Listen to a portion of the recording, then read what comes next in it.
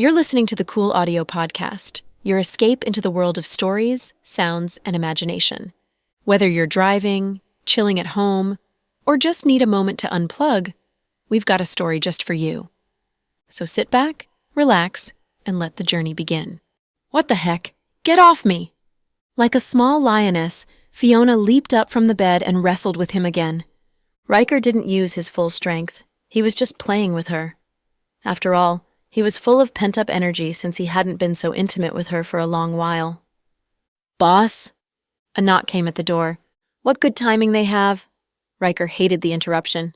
"Come in." Fiona let go of him immediately and sat up. She even arranged her collar, afraid that her subordinates would get the wrong idea. Her subordinate entered with his head lowered, afraid the two people in the room would skin him alive. "What's up?" Embarrassed, Fiona asked with a light cough. "Boss, Nan escaped?" "Escaped? How?" Fiona didn't look surprised. "A group of black-clothed guys took him. Our men are wounded but got out fast." "Black-clothed guys? Does it mean you didn't see their faces?" "No, their firepower was too much for us to block. Please punish us." It was a big deal that Nan escaped. Fiona's subordinates were terrified that she'd become furious. However, Fiona took the news coolly. If she hadn't wanted Nan to be rescued, she'd not have locked him in the basement. She'd have locked him in the hotel she was staying at. So it was a setup because she wanted to use Nan to lure out the big fish. Now that the big fish was out, Fiona took it as good news. "It's fine. I don't blame you guys. You can go now." "Boss, are you angry?" "No. Get out of here. Now." Yes, I apologize for the interruption. Please go on." Her subordinates immediately backed out of the room. The moment he was gone, Riker held Fiona from behind. "Let me go, or I'll break your damned legs." "Even your subordinate told us to continue," Riker said boldly. Amused and frustrated, Fiona turned around and saw the serious look on his face. "Come on, your despicable second elder brother got out. Aren't you worried?" "No. Wasn't it your plan to have him rescued? You locked him in the basement and had few people guard him so he could be rescued, right?" "Haha, it seems you know my mind." Fiona was pleased that Riker understood her plan. "I do know you. In fact, I thought it was Hu Ao that was working together with Nan, but now—" Riker remained silent and waited for her to continue. "Now it seems beside Hu Ao, someone else is also working with him. Hu Ao is now in the hospital and can't send people to rescue Nan. From the looks of it, Hu Ao doesn't know I'm in Thailand, so the people who rescued Nan are the big fish." "You look quite confident. You must have planted a tracker on him, right?" Riker guessed. "Smart. I just wanted to know where he'd end up. Hong Kong, Taiwan, Macau, Vietnam, or the Golden Triangle?" Fiona smiled mysteriously. "When will you leave Thailand?" "Tomorrow. I'll go to Syria." "It's a war zone. Why do you want to go there?" "To sell the arms in my warehouse. Only a war zone needs them." Fiona raised her chin smugly. "Okay, stay safe." "Don't you want to go with me?" Fiona had thought Riker would stay with her just like before, but his words showed that it wasn't his plan. "No, I'll head back to Russia." "Hey, what do you mean? If I don't do it with you, you'll just leave me? What kind of person are you?" Fiona railed at him furiously, thinking Riker was angry with her. "Yeah, so, if you plan to do it with me, I'll consider staying with you." "Shit.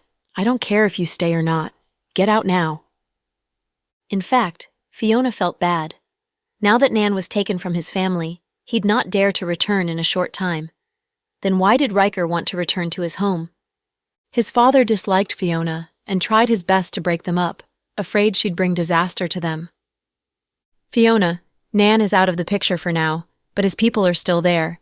Besides, Nan stocked some weapons behind my father's back, intending to sell them secretly."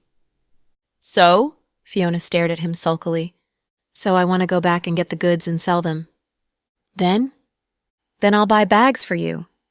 Remembering his gifts of roses, a luxurious bag, and the set of body armor on the Valentine's Day, Fiona felt warm inside. "Do you really think I'd live on your income for the rest of my life? Our family Ross has been an arms dealer for generations. Even though I'm not in charge of the family, it's not difficult to get billions of dollars." When I was in Moscow, I sent guys to watch Nan's goods. Now that he's not home, I plan to take them. And after you finish the deal? Fiona looked at him hungrily. I'll come to you with money. Riker reached out and touched her face tenderly. This time, she didn't dodge it. Instead, she placed her hand on the back of his hand. Then, you must stay safe. Don't let anything happen to you. I won't. Your husband isn't so lame. If I was lame, I'd never have been able to manage our Queen Fiona. No nonsense. Okay, it's almost time. In a while, the old man will lose his temper when he finds me missing. I don't want him to know that you're in Thailand. You must leave now. Hu Ao isn't dead, and you'd be in trouble if he finds out you did it. No matter how capable Fiona was, she had too many enemies, so Riker hoped she would leave as soon as possible. Okay, I know. I've got to go. Riker buttoned up his shirt, which had been torn open by Fiona. When he reached the door, Fiona ran over and threw her arms around him from behind. Psycho Riker, you must come to me. Don't worry, I'll be back. You can't stay with other women. If I find out... You'll skin me alive, Riker continued for her with a chuckle.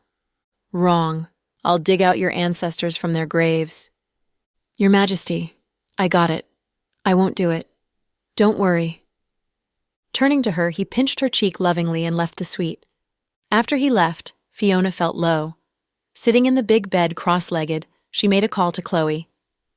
Hello, this is Southside Recuperation Center. Since the call came through the fixed-line phone, Khloe thought the caller was a work associate. Sis, Fiona said in a low voice. Fiona. Khloe was pleasantly surprised. Sis, I feel a bit low. I want to talk to you. What's wrong, Fiona? Hearing Fiona's quiet voice, Khloe knew she had something on her mind. Sis, I'm only a little over 20. Is it too early for me to get married? Get married? Khloe was confused. You know, Psycho Riker, Fiona explained. You're getting married to Riker? Khloe finally understood her meaning. I think we can't live like this forever, so... It's a good thing. I told you before, you're a girl and will need a family sooner or later. She only heard silence over the phone. Hello? Fiona, are you listening? I'm listening, sis. Have you talked about it with Riker? No, the idea just popped up in my mind. I'm restless and torn, so I wanted to talk to you. Did you fight again? No, we're good. Then why are you restless? Khloe didn't understand. Sis, I don't know if you ever felt like this. When you feel happy, you'd also feel uneasy and be afraid that the happiness is just an illusion, afraid that bad things would happen. It's an uneasiness without a reason. I understand. Khloe had studied psychology and often talked about these issues with Victoria. She certainly understood this feeling. Yeah, this is how I feel right now. It feels horrible. I'm sulky. I want to be with him, but I also feel I have no future. Maybe I won't feel happy even after getting married and having children, because I don't want my children to be hunted down, living the life I have right now. You're thinking too far ahead. The most important thing is your marriage with Riker. What does he say? I didn't ask him. I don't know what he thinks about it. Are you sure he's the one? Yeah. In the past years, no one but he could pique my interest. Good. But marriage involves two people. You must talk to him about it. If you truly think you're ready, I fully support you. I'll pay for all the fees for your wedding, Khloe said generously. At the thought that Fiona would get married and have a family, she felt very happy. Ha ha, forget it. I'm way richer than you, sis. You don't even spend much money on yourself. I don't want to empty your pockets with my wedding. In fact, I'm not sure about it yet. I'm just toying with the idea. So don't take it seriously. Don't tell Dad about it. Okay, I won't tell him. Has Dad called you lately? No, Khloe sounded a bit disappointed. He must be busy. He hasn't contacted me either. After I finish the business in Syria, I'll go to the States and see him. Okay. Then I won't take more of your time. Sis, I'm fine now. Talk to you later. Before Khloe could reply, Fiona ended the call. But Khloe felt happy that Fiona would call her when she was unhappy or dispirited. At least Fiona had begun to depend on her sister emotionally. Vice Director, Miss Rue wants to see you. A young nurse from the orthopedics department knocked on her door and reported. Okay, got it.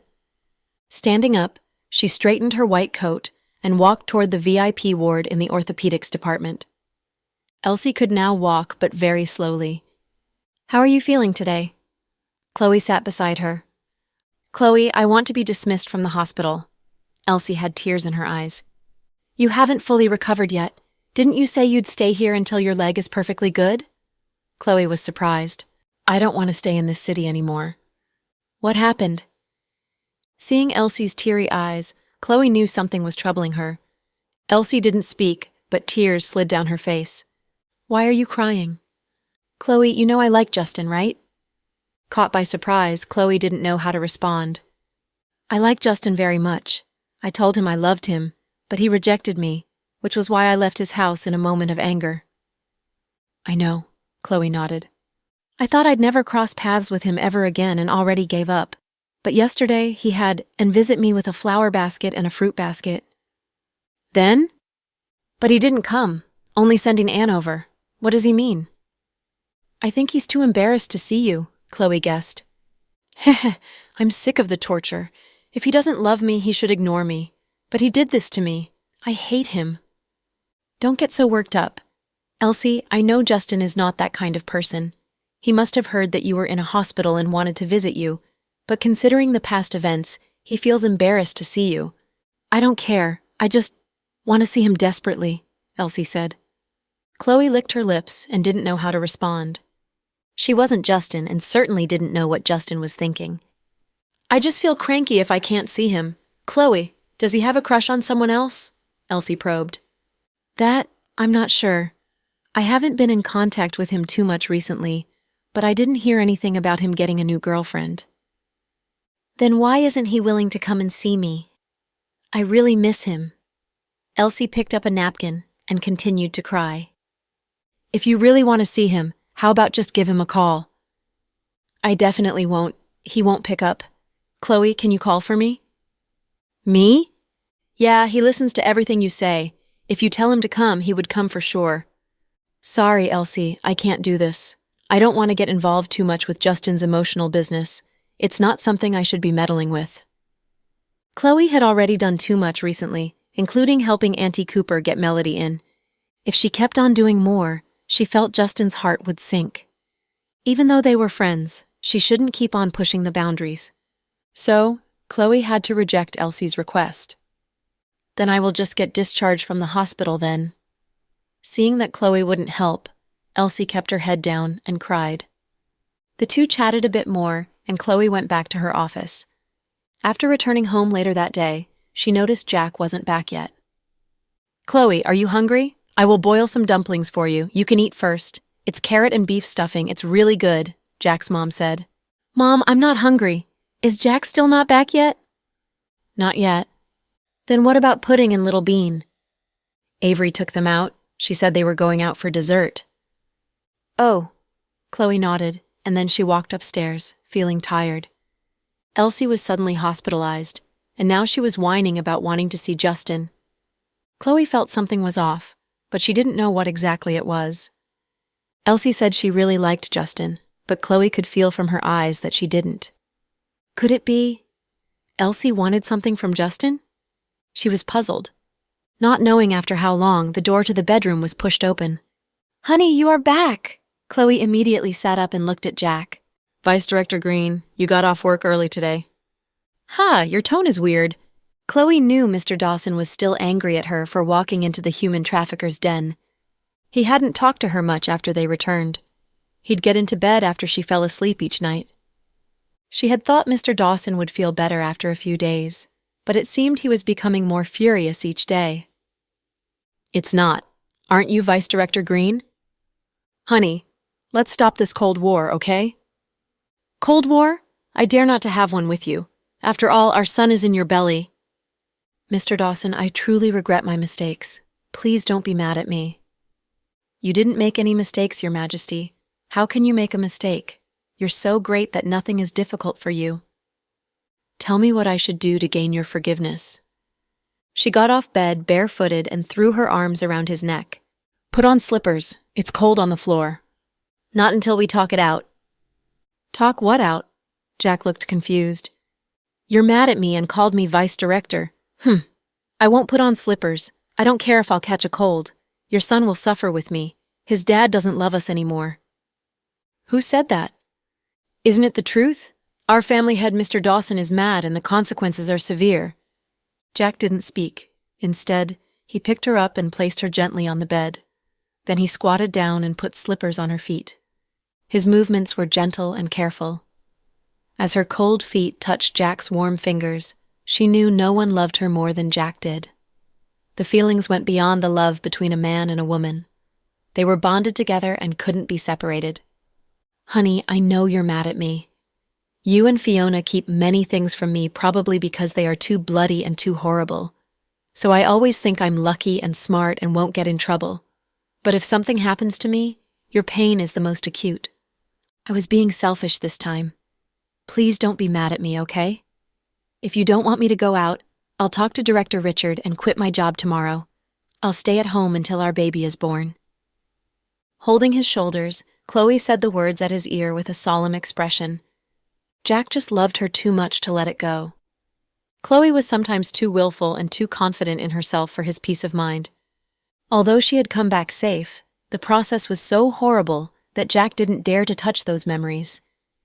If those guys got their hands on her, he couldn't imagine what would happen. After all, they were not Andrew or Evelyn. They were true outlaws. Khloe, you'll never know how I feel when I'm worried about you. I know. No, you don't understand. I can't describe it, but I know if something happens to you, my life will also be gone. I know it now. Honey, please don't be mad, okay? Look at the poor pregnant woman. Her feet are as swollen as pig legs. Khloe distracted him by pointing at her feet.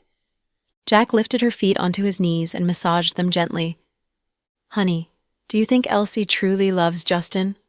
Khloe wanted to hear Jack's opinion about it. Why are you asking all of a sudden? I'm just puzzled. About what? Jack stood up and sat beside her. Elsie appeared in that village and saved me, so I should be grateful to her. But you mentioned the timing of her appearance was a bit weird. Even though you found that those people who offered big money to buy me have nothing to do with Elsie, I still feel something is not right when I found that she got hurt because of me and was transferred to Southside Recuperation Center. Then she said she loved Justin and wanted to get close to him through me. So your puzzlement is? Jack considered Khloe's words carefully. I have a feeling that Elsie doesn't really want to be with Justin. She seems to have another purpose, and since she's afraid we might see through her true purpose, she uses Justin as an excuse. Is this thought horrible? Khloe said the words following her instinct. Your thought isn't horrible. It's the conclusion of your reasoning. That's why I wanted to know your thoughts about it. Whenever Khloe was puzzled about a problem, she'd turn to Jack. She leaned her head lightly on his shoulder while her mind was in turmoil. In fact, from the first moment that Elsie appeared and moved into Justin's house, I had thought she had a special purpose. Elsie had talked with me once, quite frankly. She said her previous boyfriend let her down, and seeing how Justin devotes himself to love, she began to like him. It makes sense. But honey, don't forget that everything she told you is the things that she wants you to know, not her true thoughts. You mean she's been lying to me from the very beginning? Khloe felt that Mr. Dawson thought deeper than she did. I've always felt that Elsie has a purpose. Her appearances in Justin's house and this time in the village to save you don't make sense. Of course, other people might think her reasons are good, but not me. Honey, no wonder you're my husband. I have the same feeling, so I don't know what to do now. Anyway, Elsie's true purpose might be evil. Honey, your identity is now exposed and you're in great danger. From now on, anyone who tries to get close to you or be nice to you might have an evil purpose. I know. So you must be extra careful, Jack instructed. What shall we do with Elsie? Shall we do some investigation on her? I don't think we can find anything. Her identity is very special and has a simple profile. Justin and I both checked but couldn't find anything, said Jack. It makes me even more suspicious. Yeah. From now on, you must be on guard against her. You must keep bodyguards with you even when you're in the hospital. I think in the entirety of history, I'm the first doctor who takes bodyguards to work each day. I must look super pretentious, right? I guess people must think badly of me now. Haha. I brought it to myself. I don't need money, but I still want to work and even bring bodyguards to work. Khloe covered her face. It's fine. You don't need to care what others think so long as I don't care. Yeah, so long as you are not disgusted with me, Khloe cooed. By the way, didn't you get Melody into the Imperial Star? Yeah. How is it going between her and Justin?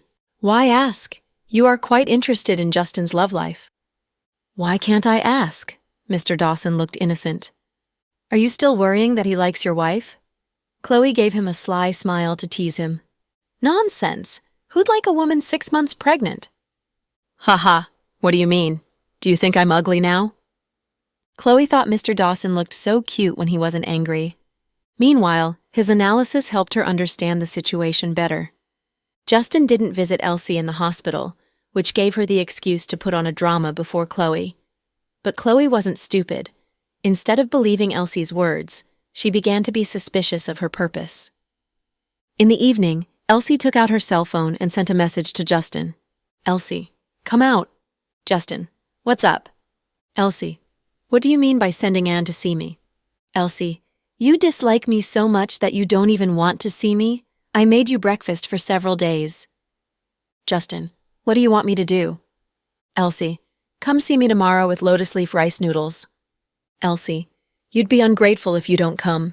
Do you know how I got hurt this time? Elsie, I was hurt because of Khloe. Then she described how she saved Khloe in a voice message. Since Justin knew about this incident, he believed Elsie's words. At last, Elsie said, Justin, I saved the woman you love. I don't think you'll refuse the simple request of buying lotus leaf rice noodles for me, right? Justin, I'll see if I'm busy tomorrow. I'll go if I have time. Elsie, I'll wait for you. If you don't come, I'll go find you at Imperial Star. Justin turned off his cell phone and sighed lightly. He had not the slightest affection for Elsie. She was barely his friend, but her badgering made his life difficult. And did Elsie say anything in the hospital? She was a bit disappointed that you didn't go. She got very angry with you, Anne answered. Then I'll go and see her tomorrow. Won't you get her hopes up by doing that? What hopes? I plan to bring someone with me. Who? Dr. Green? Are you demented? Why should I bring Khloe? I'll take Melody with me. On the next morning, remembering the last experience talking to Melody, Justin decided not to send her messages or call her on the phone. Instead, he went directly to the performance department at Imperial Star. Melody had just joined the department and was doing errands while waiting for chances to do shows. When Justin walked in, she was helping one female performer change clothes. She did her work with great diligence. Hello, President Cooper. Hi, President Cooper. The people at the department immediately greeted Justin when they saw him. President Cooper, are you here to watch me shoot my album?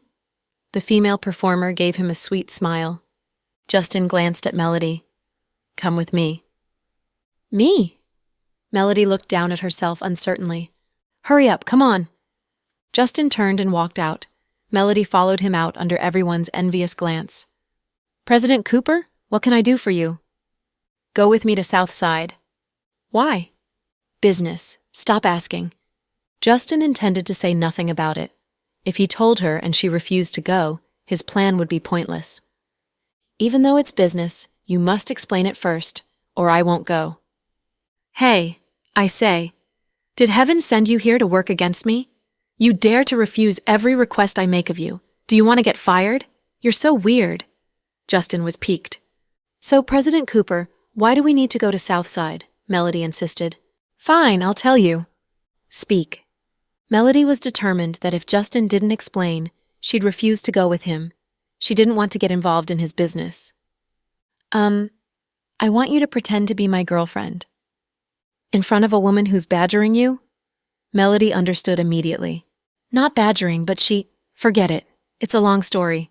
I say, Melody, you owe me one for moving you into another department after you fought with Yaru. I was supposed to fire you, but I moved you into the performance department. Do you know how many people want to enter this department? So, President Cooper, you just want me to return the favor? Melody continued for him. Yeah, kind of. You have to repay me anyway. Repay you? I didn't say I'd repay you with my body. Melody sounded disgusted. Damn it. Who said I want you to repay me with your body? I just asked you to help me on this one occasion. There are so many girls in the company. Why choose me? Melody continued to ask. Because you're the most beautiful girl, a fairy descending to the mortal world, okay? Justin said resentfully. Since you're honest with me, I'll help you, even though a bit reluctantly. But for the record, this is a one-time thing. After this, I have nothing to do with you. If you want to take this opportunity to take advantage of me, You'll what? Justin was exasperated. I'll tell Sister Khloe and ask her to deal with you. You found the right person. Justin was resigned. I know no one can deal with you in the whole world except for Sister Khloe, not even your mom. Okay, stop babbling. It's settled then. Tomorrow when you go with me to Southside, mind your words and pay attention to my signals. Okay, got it. I'll have him pick you up. Don't. Those batches will make up stories about me again if they see him. I don't want to be their target. Tell me the meeting time tomorrow and I'll go to Southside by bus and wait for you there. Justin was surprised that Melody was so thoughtful despite her young age. Pleased, he nodded. 8 o'clock tomorrow morning. Fine. I'll see you at the gate of Southside. Of course, Elsie wasn't aware of the deal between Justin and Melody. Why did she keep badgering Justin? At first, she had tried to get into Justin's life because it was a mission that her superior gave to her. Then she found she began to like him. After she was transferred to Southside, she wanted to see Justin very badly, but he only sent Anne to see her. So Elsie began to think of ways to see him. She even prepared an excuse if her superior asked her about it. She'd say Khloe was tight-lipped and didn't give her any information. Even though she had saved Khloe and Khloe was grateful to her, Khloe never talked about Fiona and Professor Wagner. In fact, Khloe didn't even tell Victoria and Sarah about her father and sister, not to mention her. It wasn't that Khloe didn't trust her good friends. She was just afraid that knowing it would get them killed. After all, she had witnessed how psychotic Legend and Nalo could be. In the evening, Khloe went to the supermarket with bodyguards to buy some fresh vegetables for the kids. Little Bean was very picky and almost ate no vegetables. She only liked sweet food. So, Khloe decided to cook some dishes for her in person. But in the supermarket, she encountered someone she didn't like to see. We meet again, Mrs. Dawson. Oh no, I should say Vice Director Green. Brenny. Khloe knew Brenny was out. After all, the latter had made a public appearance in the birthday banquet for Case's grandmother, and the media had done a big coverage of the scene. She had somehow gotten the key to the house where she had lived with Case, and had been living there, even though the latter wasn't there. Ever since the birthday banquet, she hadn't sought out Case, and no one knew what she was up to. But her high-profiled appearance at the Chase family meant that she wanted to humiliate them. By acting so gentle in front of everyone, Brenny had won the sympathy of the public, so it was difficult to send her back to the psychiatric center. Seeing Brenny's aggressiveness, Khloe's bodyguards moved closer toward her. Heh, Jack truly loves you, and even sends 2 bodyguards to protect you in the supermarket. I didn't expect that you'd come out of there. Khloe had refused her request to get her out because she knew Brenny was hopeless. She knew Brenny hated her guts, but even if she had promised to set Brenny free, the latter wouldn't be grateful to her. Having understood the whole situation, Khloe didn't feel guilty, but she was surprised that Brenny was so bold as to confront her in the supermarket. Of course my husband loves me. Yeah, you're the luckiest woman in the world with a husband, children, and another baby on the way. Justin can't stop loving you. Andrew, the one-time prince of the Green family, ruined himself for you. Everyone rotates around you like morons. Heh. Khloe, you're indeed good. I admire no one but you. Even though you are not pretty, you can still make those men dizzy with infatuation. Is it because you're really good in bed? Brenny's insulting words didn't anger Khloe since she knew Brenny hated her and was trying to provoke her. Do you think I'd be angered by these words? Brenny, don't forget you're mentally diseased and I'm a doctor. so I won't lower myself to exchange insults with you, no matter what you say." Khloe said the words calmly and lowered her head to continue selecting fresh green peppers. Her calmness infuriated Brenny. "Khloe, you ruined me and my daughter after getting my mom, my brother, and my dad killed. If not for you and that BS Andrew, my dad wouldn't have died. You ruined my home and everything. You had all the good cards but played them badly. You know it's not my fault." "I don't know that. The only thing I know is that none of these would have happened if not for you." Brenny was riled up. When the bodyguards moved toward Brenny, Khloe stopped them, knowing Brenny wouldn't dare do anything to her with so many people around her. She just wanted to rail against Khloe to vent her anger. "Brenny, let me guess whom you contacted secretly to get you out of there." Khloe smiled. Seeing her smile, Brenny felt chills running down her spine. After all, she had promised to keep that person's identity a secret. "I don't know what you're talking about." "Someone must have helped you get out of the psychiatric center, but this person can't be one of your previous friends, or he wouldn't have waited until then. So, I guess you took advantage of that person's emotions. Don't think you're so smart that you know everything." Brenny looked nervous. Khloe picked up a green pepper and broke it open calmly. The fresh scent of the vegetable filled her nose. Picking up a plastic bag, she put about 6 peppers in it and placed the bag in her shopping cart. Then she continued calmly. "You hate Case the most and don't want to see him happy, so you came out to seek revenge on him. But he loves Zuri, and you can't touch the Blake family, so you thought of someone who likes Zuri." Hearing her words, Brenny looked alarmed. "I heard the son of the Y family has pursued Zuri for a long time and even had an argument with Case. Brenny, is it good to work with him?" "I don't know what you're talking about." Brenny turned her face away guiltily and denied it. "Heh, your face betrayed you. I knew the person wasn't a big figure. I think he only wants to use you to break up Case and Zuri, and is not so stupid as to mess with me. So, Brenny, you're by yourself. I wonder who gave you the courage to confront me here." Hearing Khloe's sharp retort, even her bodyguards chuckled. Their young madam was always kind and gentle, but she could be very sharp-tongued when she decided to give someone a dressing down. Brenny's face turned livid. "I looked like a moron while you guys used tricks to play me, but I won't be so stupid now. I'll fight you step by step. You just wait. Before long, you, Zuri, Case, your husband, and your daughters will all end up in misery. Don't let me see you again. I wasn't familiar with you before and won't be in the future. If you dare to touch my family, I'll skin you alive." Then, Khloe walked away with her shopping cart as the bodyguards followed her closely. Despite her fury, Brenny didn't dare to follow her. All she could do was curse Khloe silently. "Mrs. Dawson, you were very good. We'd never seen you quarrel with people." The bodyguards looked impressed. I might have learnt something from Fiona. I can rail against people so smoothly now. Ha." Remembering how she vowed to skin Brenny alive, she chuckled in amusement. "You were perfectly right to be ruthless with people like her." "Don't take my words seriously. I was only bluffing." Not affected by the confrontation, Khloe pushed the cart to the cashier to pay for her goods and then went home to cook supper. On the next morning, when Justin arrived at Southside in his car, he saw Melody was there waiting for him. She had dressed up for the occasion in a new skirt. It wasn't Mrs. Cooper's gift, but one of her own. Pale blue, the dress revealed her shoulders and looked quite pretty on her. "You're very punctual," Justin walked over and said.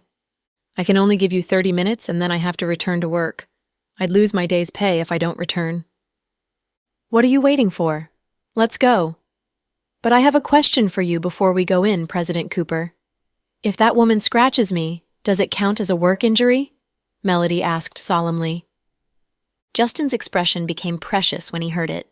"What did you say?" Justin looked incredulous when he heard the woman's words. "I asked if it counts as a work injury if she scratches me." "Are you kidding me?" Justin gave Melody a dirty look. "If the answer is no, then I've got to go." Hey, come back." Seeing she was about to leave, Justin panicked. "Then tell me, does it count as work injury or not?" "Yes, it does. If she scratches you, I'll have you vaccinated immediately, okay?" You also need to pay for nutritious food and damage on my mental health. Why don't you go out and rob people? Justin was furious.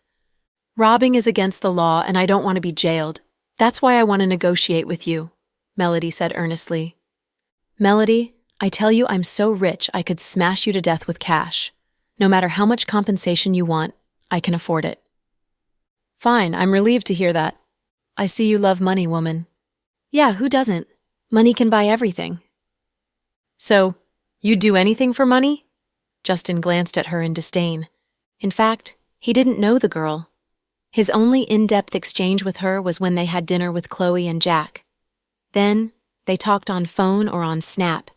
The only other time he saw her was when she had the confrontation with the other trainees. You can say whatever you want. I'll just work hard to earn money. To his surprise, Melody wasn't angry at Justin's reaction or railed against him indignantly for being arrogant just because he had money. She looked calm as she walked into the hospital. Which ward is she in? Melody looked back and asked Justin. The VIP ward in the orthopedics department. Justin had a dark expression as he was still angry at Melody for blackmailing him. He even considered talking to Khloe about the character of this distant relative of hers. Shall we go in empty-handed? What do you suggest? Justin cocked his head. Shouldn't you bring something when you visit a patient? I sent gifts to her yesterday, said Justin, but today is a new day. I think you should give her a red packet of cash.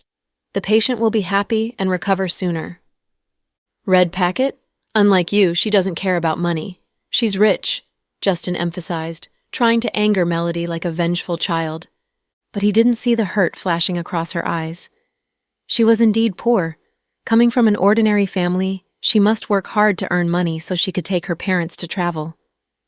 Suit yourself. I don't understand the mind of the rich people anyway. Seeing Justin didn't care to prepare a red packet, she didn't pursue the topic. They came to the door of the ward. Melody raised her hand to knock on the door when Justin strode up and threw an arm around her shoulders. Hey, don't worry. I'm not taking advantage of you. It's just an act. I'll make it up to you later. Before she could reply, Justin knocked on the door and then walked in. You finally came to see me. Elsie was happy to see him.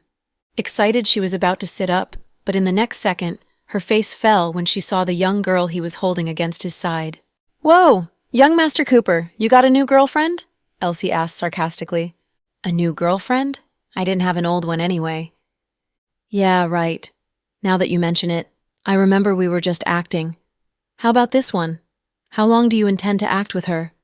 Do you want to show her to your mom to make her happy?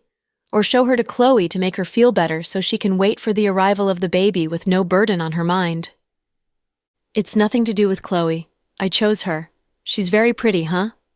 Lately I found I like girls who can dance. Melody graduated from the dance academy and is now trying her hand in my company. We just hit it off. Justin tried to make his smile look more natural. Indeed? Elsie looked at Melody, trying to find evidence of a lie in the young girl's eyes, but the young girl only smiled shyly as she stood in Justin's arms. The smile stung Elsie's eyes. Young Master Cooper's taste is very unique. A dancer can do any position. You must like that about her. Elsie's jealousy made her vicious, aiming to humiliate Melody. Even though Melody didn't have sexual experience, she understood what Elsie meant. Calmly, Justin held Melody tighter to him and smiled down at her. You're right. I think so too. You're quite experienced to know my thoughts. Elsie felt embarrassed. Does Khloe know about your girlfriend? She didn't tell me. Khloe knows about her. Don't you know Melody is Khloe's distant cousin? She introduced Melody to me. To make Elsie believe he had a girlfriend, Justin even dragged Khloe into his lies. His only purpose was crushing any hopes Elsie had for him. Oh, I see. Heh, you two are really good friends. How is the injury in your leg? It won't kill me. Elsie was full of hostility. Melody glanced at Elsie and then at Justin, feeling the atmosphere was quite weird. How long are you staying here? I don't know. I'll leave when the injury is recovered. Don't worry, I won't outstay my welcome or try to get close to you with the excuse of faked illness. I didn't mean that. You misunderstood me. Stay here as long as you need. Tell me what you want to eat, and I'll have him buy them for you and deliver to the hospital," said Justin. "It's not necessary. Young Master Cooper, you're busy and won't have time for me. Now that you've got a girlfriend, I'm nothing to you. So don't show your false concern. You just want me to stop bothering you by taking this woman with you, right?" Elsie looked at Justin resentfully. Justin was embarrassed and didn't know how to respond. He was a man and didn't want to argue with Elsie. Melody had been silent, but at this moment she said, "If you know that, why do you make things difficult for him?" "Who do you think you are to jump into our conversation?" Furious, Elsie railed at Melody. "I'm his girlfriend," Melody answered with great dignity. "In this age, the term girlfriend has many meanings. Some men even call hookers their girlfriends." Elsie aimed to hurt. Justin was terrified, thinking Melody would lose it. To his surprise, the girl only smiled and leaned her head on Justin's shoulder. "Even hookers are better than some people." Hearing her words, Elsie became enraged. "Is this how you treat a patient? If I had a weak heart, I'd have died of fury," Elsie roared. "Girl, you're unfair. You've been needling Justin for a long while, yet we just fought back with a few words and you got angry. It seems you think only you have the right to hurt others. Don't you think it's a bit of a double standard?" Melody usually didn't speak much, but when she did, her words were always well aimed. Elsie was burning in rage but couldn't find much fault with Melody's words. "Justin, you guys can go now. I'm not feeling well and must rest." "Fine, rest well." Justin was pleased to see her angry face. The moment he took Melody out of the room, they heard smashing sounds coming from inside. It seemed Elsie was so furious that she began smashing things. "Her temper is so violent," Melody lamented. "She was even more violent. She can't get out of bed due to her injury or she'd strangle me." "Who'd like such a ferocious woman?" "She's fine as a person except for her hot temper," Justin explained. "Are you two friends?" "Kind of." "She knows Sister Khloe?" "Yeah." "This is complicated. Okay, I've done the favor you asked of me. It's time for me to get back to work." Before Justin could reply, they saw Khloe walk up with a group of nurses to do rounds. The moment Justin saw Khloe, his eyes turned tender. Melody watched him carefully and realized she had never seen this look in his eyes before. "Hello, Dr. Green," Justin greeted her jokingly. "Whoa, President Cooper, what a coincidence," Justin returned playfully. "Hi, Sister Khloe." "Melody, you're here too. Are you here to visit Elsie?" Khloe asked. Justin nodded. "You came to see Elsie with Melody?" As smart as Khloe was, she saw through Justin's intention in one glance. "I just wanted her to give up on me," Justin explained embarrassedly. "This method is old-fashioned, but should be effective." Khloe chuckled. "The baby is heavy now. Why doesn't the hospital let you rest at home?" Justin found Khloe's movements were a bit heavy and awkward. Her face looked rounder and not so bright as before. After all, she was more than 6 months along. But even in this dim state, Khloe was still the most beautiful girl in Justin's eyes. "Director Richard told me to rest at home, but I'd feel bored at home with Pudding and Little Bean in school, and Mr. Dawson busy in the company." "You can have tea and chat with Victoria and Sarah?" "It's a good idea, but they can't do that with me each day. They have their own lives." "Fine. Take good care of yourself. I've got to return to the company." "Okay, let's have dinner when you have time. Pudding and Little Bean miss you." "No problem. We'll talk about it later." Chatting with Khloe for a little while, Justin walked out with Melody. Melody pulled open the door of his car, intending to return to the company with him. Getting behind the steering wheel, Justin didn't start the car. Instead, he took out his wallet and asked her, "How much?" "How much what?" Melody was confused. "Didn't you mention reimbursement?" "I said if I got scratched, you'd make it up to me, but I'm fine." "Didn't you give Elise a dressing down for me?" "Damn it, you'd pay for that?" Melody was surprised. $2,000. Here you are." Justin counted out $2,000 and handed the cash to her. Melody didn't refuse with great dignity. Instead, she took the money silently. Then she mumbled, "Call me if you need someone to help you roast people." "Are you addicted to it?" Justin was exasperated. "No, I just think it's a good way to make money," Melody said with a straight face. "Do you want to open a company specializing in sparring with people, taking orders and railing against your targets? Good idea, Melody nodded. Justin glanced at her in disdain. With your fragile physique, I think you can last at most 3 days before you are beaten to death. Making money is not as easy as you think. You're still young, so don't be so obsessed about money. It's easy for you to say, you've never been poor and can't understand my feelings. Nowadays, some people keep saying, oh, don't care about money. Money can't buy everything. These people are usually damned rich guys. If I took those words seriously, I wouldn't have survived until my 18th birthday. Your thoughts are very unusual. No, I'm just showing you how hypocritical people can be so you can remain clear-headed about this nonsense. You're still a child. I can't communicate with you. Justin stopped talking to her and drove her to the company. To avoid being seen with him, she asked to be dropped off before they reached the company and walked the remaining distance. Justin found the girl was nice, since she didn't like to promote herself by hyping or creating gossip. But was such an honest girl fit to be a performer? Without hyping and acting, few performers could draw the public's attention. Justin shook his head and remained silent. Melody returned to the performance department to continue running errands. This department indeed had lots of opportunities, but the people here were mostly senior performers. Melody hadn't had any formal training on acting skills and didn't have experience in acting, so she decided to start from the beginning. Melody, take this prop to dressing room number 8. Melody, dump the garbage downstairs. We don't need them now. Melody, take these costumes into the laundry room and let them clean and dry them tonight. We need them tomorrow. Melody got busy the moment she returned, doing all kinds of errands. Whoa! When I heard she was promoted into the performance department, I thought she'd do shows. It turns out she came here to run errands. The girls with Yaru gloated. Yaru mocked smugly. I thought President Cooper would give special opportunities to her since she was recommended by Khloe. But it seems the rumors are not true, and President Cooper doesn't love the doctor as much as they say. Yeah, I think Melody was born to be an errand girl. She'll be doing this for the rest of her life. The other girls tried to cozy up to Yaru by dissing Melody, but Melody didn't care. In the afternoon, when she was busy with errands, she got a call from Rory. Come and pick me up at the Earl's bar. I'm pickled and my stomach hurts. Okay, I'll go now. Ending the call, Melody went to the girl in charge of her work and said, My friend is in trouble. I need to take a few hours off and run an errand. Not granted. My friend really needs my help right now. Not granted. I can't let you go. Don't you see how busy we are right now? Get back to your work now and come here to help erect props in a while. Seeing her superior refuse her request, Melody gritted her teeth and slipped out. Huh? Isn't that Melody?